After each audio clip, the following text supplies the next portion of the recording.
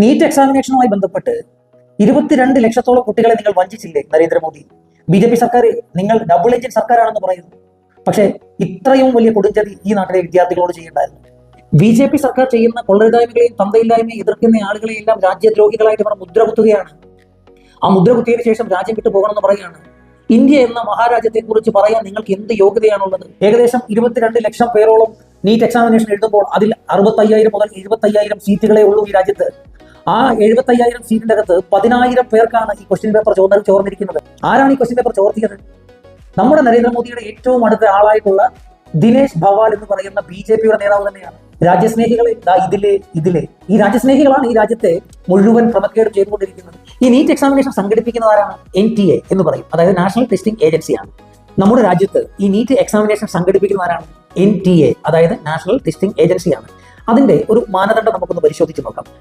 22 ലക്ഷം വിദ്യാർത്ഥികൾ ഈ പരീക്ഷ എഴുതുമ്പോൾ ആപ്ലിക്കേഷൻ ഫീ ആയിട്ട് മേടിക്കുന്നത് എത്രയാണ്? 1,700 രൂപയാണ്. ഈ 22 ലക്ഷം ഇൻറ്റു 1,700 എന്ന് പറയുമ്പോൾ ഏകദേശം 374 കോടി രൂപയോളം വരും.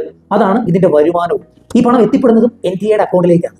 ഈ 22 ലക്ഷം വിദ്യാർത്ഥികൾ പരീക്ഷ എഴുതുന്നത് 65,000 മുതൽ 75,000 സീറ്റിന് വേണ്ടിയാണ്. അപ്പൊ അവിടെയാണ് 10,000 കുട്ടികൾക്ക് ഈ ക്വസ്റ്റ്യൻ പേപ്പർ ലീക്കായി കിട്ടിയിരിക്കുന്നത്. Question paper ചോർത്തിയതാരാണ്? രാജ്യസ്നേഹിയായിട്ടുള്ള BJPയുടെ നേതാവ്, അതായത് നരേന്ദ്രമോദിയുടെ ഏറ്റവും അടുത്ത ആളായിട്ടുള്ള ദിനേശ് ഭവാൾ എന്ന് പറയുന്ന ആളാണ്. 30 ലക്ഷം രൂപയോളം ഇതിലൂടെ അദ്ദേഹം സമ്പാദിച്ചിട്ടുമുണ്ട്. ഏകദേശം 6 പേരെയോളം അറസ്റ്റ് ചെയ്തിട്ടുണ്ട്. രാജ്യസ്നേഹികളെ ഇതിലെ അതായത് നമ്മളൊക്കെ എന്തെങ്കിലും കാര്യങ്ങൾ പറഞ്ഞു കഴിഞ്ഞാൽ രാജ്യം വിട്ടുപോകണം, അല്ലെ രാജ്യം ദ്രോഹികളാണ്. പക്ഷെ ഇതേപോലെയുള്ള കാര്യങ്ങൾ ചെയ്യുന്നവരെല്ലാം രാജ്യസ്നേഹികളാണ്. BJPയുടെ കണ്ണിലെ കാഴ്ചയാണ് ഞാൻ പറയുന്നത് കേട്ടോ. കാരണം നമ്മളുടെ രാജ്യത്ത് നടക്കുന്ന പാകിസ്ഥാൻ അധിനിവേശവും അതേപോലെ തന്നെ പാകിസ്ഥാന്റെ ആക്രമണങ്ങളും എടുത്ത് പരിശോധിച്ചാൽ അവിടെ എല്ലാം തന്നെയും ഒരു BJP ബന്ധമുണ്ട്. ഈ ക്വസ്റ്റ്യൻ പേപ്പർ ചോർത്തുന്നത് പുതിയൊരു സംഭവമാണ് അല്ല. 2022 CUETയുടെ ക്വസ്റ്റ്യൻ പേപ്പർ ചോർത്തിയിട്ടുണ്ട്. അതാരാണ് ചോർത്തിയത്? BJPയുടെ നേതാക്കന്മാര്, നമ്മുടെ രാജ്യസ്നേഹികളാണ് ചോർത്തിയത്, മോദിജിയുടെ അനുയായികള്. അതേപോലെ തന്നെ 2024 നെറ്റിന്റെയും നീറ്റിന്റെയും അതേപോലെ തന്നെ UGCയുടെയും ക്വസ്റ്റ്യൻ പേപ്പർ ചോർത്തിയിട്ടുണ്ട്. അതും ചോർത്തിയതാരാണ്? രാജ്യസ്നേഹികളാണ് ചോർത്തിയത്, BJPക്കാരാണ് ചോർത്തിയത്, മോദിജിയുടെ അനുയായികളാണ് ചോർത്തിയത്. ഇതൊരു പുതിയ സംഭവമൊന്നുമല്ല. പിക്ചർ അഭി ബാക്കി ഹെ ബായ് എന്ന് പറയുന്നില്ലേ, എന്ന് പറയുന്നത് പോലെ തന്നെയാണ്. ഈ ക്വസ്റ്റ്യൻ പേപ്പർ ഒക്കെ ചോർത്തുന്ന BJPയുടെ നേതാക്കന്മാരായിട്ടുള്ളവരും രാജ്യസ്നേഹികളും ഒരു കാര്യം മനസ്സിലാക്കണം. നിങ്ങൾക്ക് വിദ്യാഭ്യാസം എന്ന് കേൾക്കുമ്പോൾ ഹാലിളകുന്ന ആളുകളാണെന്ന് ഞങ്ങൾക്കറിയാം. പക്ഷേ നിങ്ങൾ ചെയ്ത ഒരു ചെയ്തി കൊണ്ട് 22 ലക്ഷത്തോളം കുട്ടികൾ പരീക്ഷ എഴുതിയവർ വഴിയാധാരമായി നിൽക്കുകയാണ്.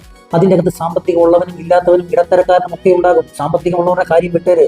ഈ ഇടത്തരക്കാരനായിട്ടും താഴെ തട്ടി പാവപ്പെട്ടവനായിട്ടും നിൽക്കുന്ന വിദ്യാർത്ഥികൾ അവന്റെ 1, 2, 3 വർഷം കളഞ്ഞ് അവനെ നല്ലൊരു നിലയിൽ കാണുവാൻ വേണ്ടി അവനൊരു എൻട്രൻസ് ട്രെയിനിങ് സെന്ററിലേക്ക് അയക്കുകയാണ്. എത്ര രൂപയാണ് അവിടുത്തെ ഫീസ്? വലിയ തോതിൽ ലക്ഷക്കണക്കിന് രൂപ ഫീസ് വാങ്ങിയാണ് ഈ വിദ്യാർത്ഥികളെ അവർ ട്രെയിൻ ചെയ്യുന്നത്.